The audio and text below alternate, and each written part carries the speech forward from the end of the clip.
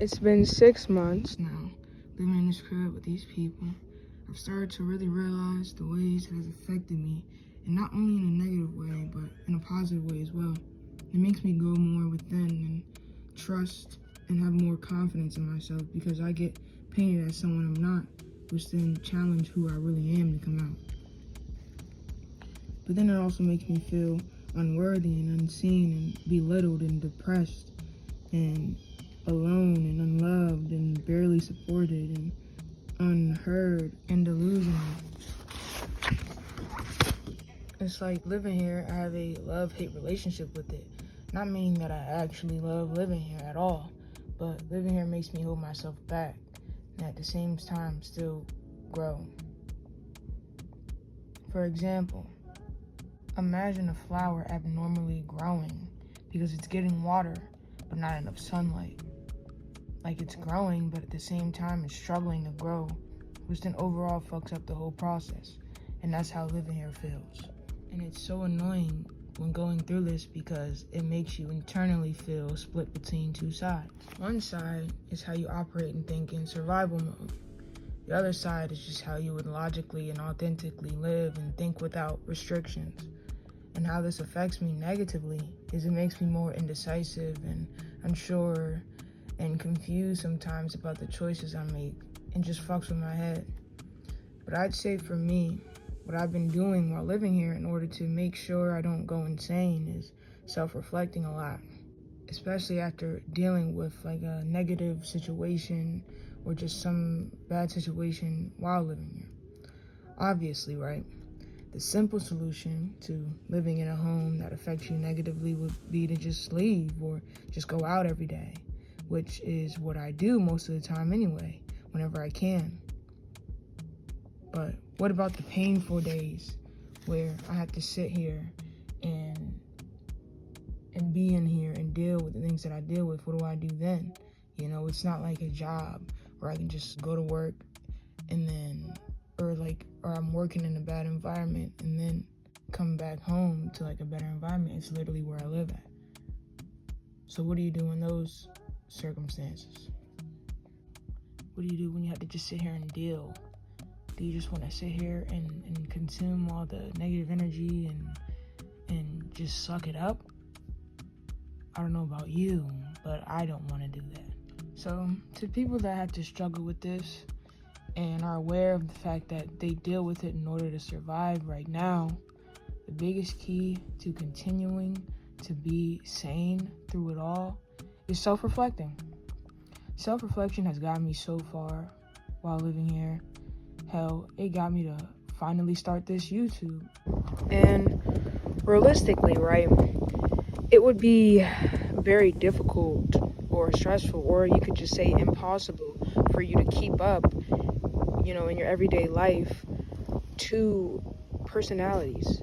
One that you uphold in the environment, in the bad environment, and then one where that's just who you truly are. And again, realistically, that's not easy to do, because at the end of the day, the truth is the truth, and it will always come out, you know, regardless. You know, living here, I've been trying to use that as my solution, you know, keeping up with two different personalities, but my real and true self always finds its way to creep back in. And I'm fine with that, you know? It's fine with me, but then at the same time, it can't jeopardize my position while living here. So, realistically, the solution to the problem is just accepting and being aware of the problem, or at least with this type of problem, that would be your solution. And how you would do that would be to work on the ability to self-reflect. Tip number 1 on how to best self-reflect while you are in a negative or bad environment. Whenever you are experiencing or feeling bad or negative emotions within yourself, either that being revolving around the environment or just in general, ask yourself, why do I feel this way? When you ask yourself why do I feel mad right now? Why do I feel sad right now? Or in general, why do I feel triggered right now? It forces you to look at yourself and become more aware of your emotions, which then helps you see things more clearly and become more clear. And it's really the only way to really get down to the root internal problems that you have and experience within yourself. And so when you go about asking yourself, why do I feel mad or sad? When you do that, allow any type of thoughts or emotions to come up, because you're going to have a lot of thoughts and emotions coming up, because it's like there's never just one answer. If you want to find the root to that question, for example, you could go out with your friends and they could make you feel triggered by saying something, and they might not even be making you feel triggered on purpose. You just might feel triggered by whatever they're saying, and you could have multiple reasons for that.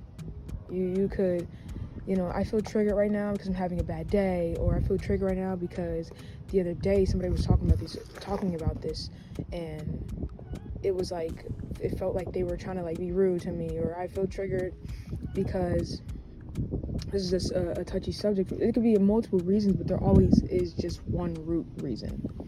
So when you do this practice of asking yourself why in the moment of experiencing these feelings and emotions and thoughts, you have to look at your first thought that comes in your head, the first one.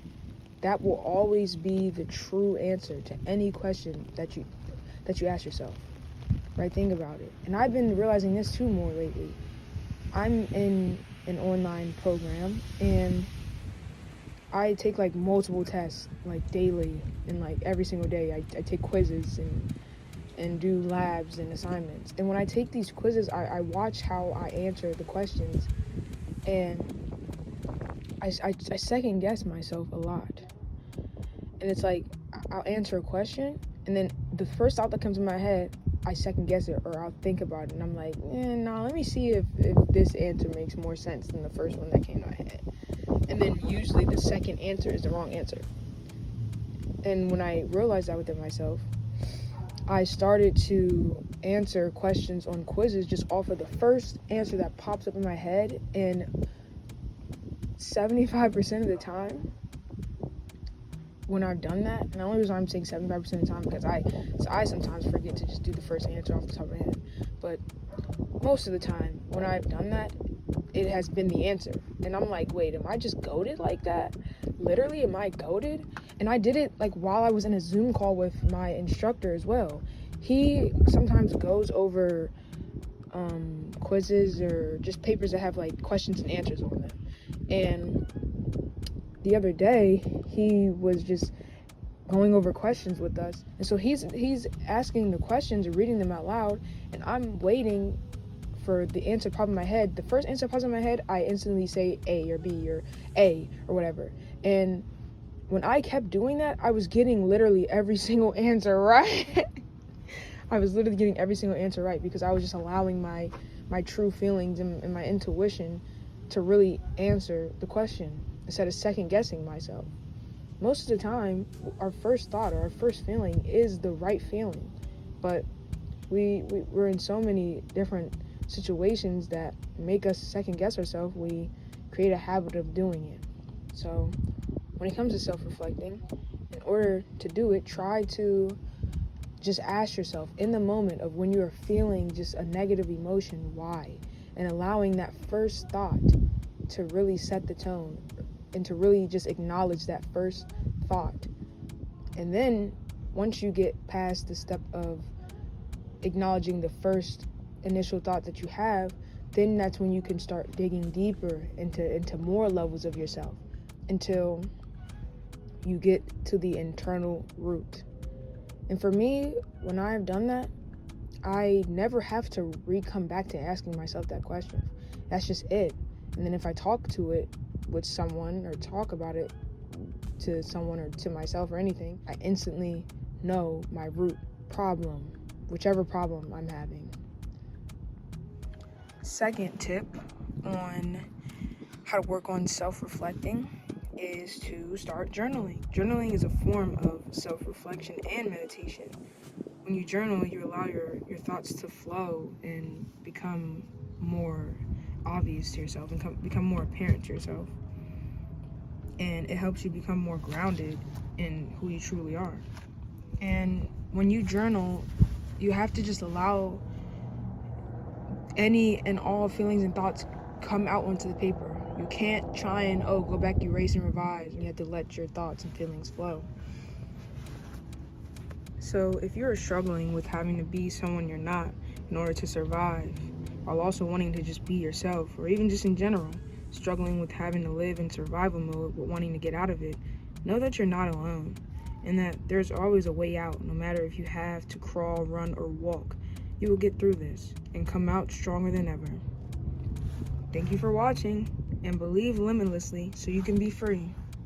Bye!